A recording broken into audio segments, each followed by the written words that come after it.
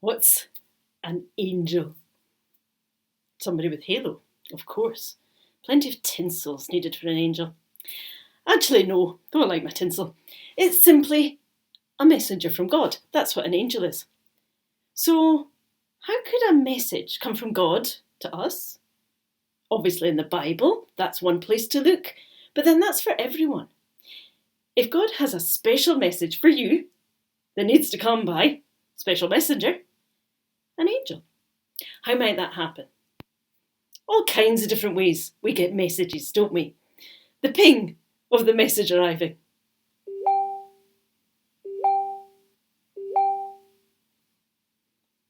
Perhaps a letter coming through the door?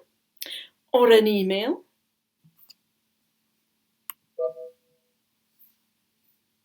The bell rings, somebody's there.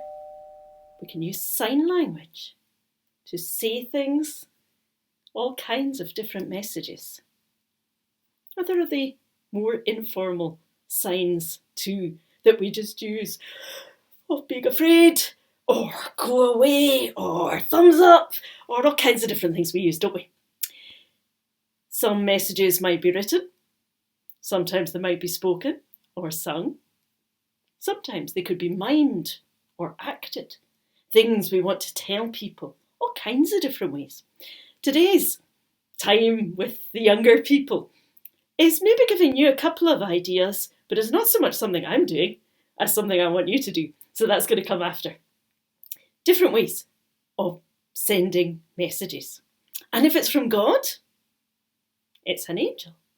An angel who brings you a message. And what does the angel say? Almost always, almost every single time in the Bible an angel appears, they say, don't be afraid. Don't be afraid is always what they say. I think because people are scared when they see an angel. Don't need to be. They say, don't be afraid. Today, we heard already the book of Daniel. Then the angel says, God loves you to Daniel. And later on, we're going to read from Luke. And there, the angel says to Zechariah, God's heard your prayer. Later on, in the Christmas story we might be reading soon, God has blessed you, is what the angel says to Mary. Or other things come that might be what's happening or what you're to do now. All these different messages. In the Christmas story, some of these messages that come over the next wee while and where we're preparing nativities, then that comes into it. The angel says, marry Mary, that's to Joseph. Go home another way, that's to the wise men. You're having a baby, that's both Mary and Zechariah and Elizabeth. I have good news for you, that's to the shepherds. And go back home again now, is later on to Joseph. Lots of different things. There are more as well. I want you to choose one of these different things. What were they? Marry Mary, go home another way, you're having a baby, I've good news for you, go back home now. And think how you might make a message of it. Maybe you want to draw a card, which is one way that we send messages.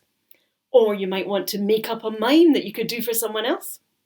Or find out how to do it in sign language. I was looking up don't be afraid in sign language, and don't be afraid was something like that, but I couldn't manage to download it into this video. Look for yourself.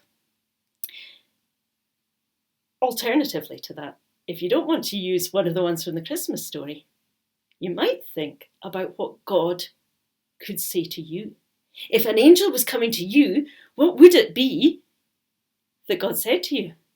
Or you could be an angel and bring a message from God to someone else. What might God want to say in one of these messages? Well, almost always it starts with don't be afraid. And usually it has good news rather than bad. To be an angel, you have to listen to God, know God's voice, and tell other people as well. And it brings light into the world. Angels full of light. That's why we wear halos with tinsel. Have fun.